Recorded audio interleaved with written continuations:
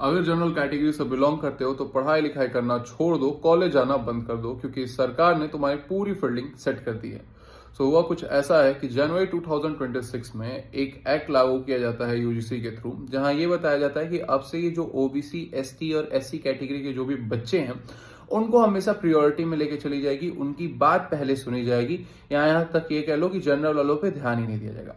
अगर एग्जाम्पल के तौर पे समझाऊं तो मान के चलो मैं एक लड़का हूं जो जनरल कैटेगरी से बिलोंग करता हूं और मेरी एक गर्लफ्रेंड है जो कि ओबीसी, एससी या एसटी कैटेगरी से बिलोंग करती है। किसी भी कारणवश हमारा ब्रेकअप हो जाता है और अगर वो लड़की जाके कंप्लेन कर देती है तो मेरी कोई भी बात नहीं सुनी जाएगी, चाहे मेरी गलती है या नहीं, उनसे उन्हें कोई फर्क नहीं पड़ता।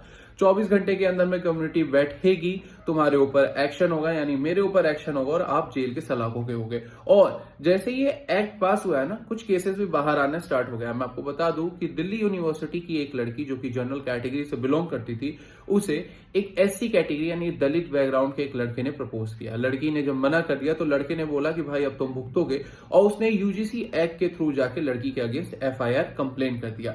बहुत सारा बात और समझाने के बाद ये इनफैक्ट उस लड़की के जो फादर थे वो बीजेपी के एक सपोर्टर थे, बीजेपी के कार्यकर्ता थे, उन्होंने भी बहुत हाथ पैर मारे और अपनी लड़की को ना बचा पाए। तो एट दी एंड में जाके उन्होंने उस लड़के के पापा से मिलके उन्हें 50,000 रुपए दिए और जाके सेटलमेंट हुए। तो भाई ये वही गवर्नमेंट है जिसे जनरल कैटेगरी वालों ने ही वोट दे दे के जिताया था। तो देखो अब तुम्हारी बारी है कि चीजों को अपने हाथ में लेना स्टार्ट कर दो, क्योंकि अगर अब भी तुम गवर्नमेंट के भरोसे, सरकार के भरोसे बैठ गए ना भाई, तो तुम्हारा बंटा धार है, तुम्हें कोई नहीं बचा सकता। और सोशल मीडिया पे आके छाती पीटने से कुछ नहीं होगा।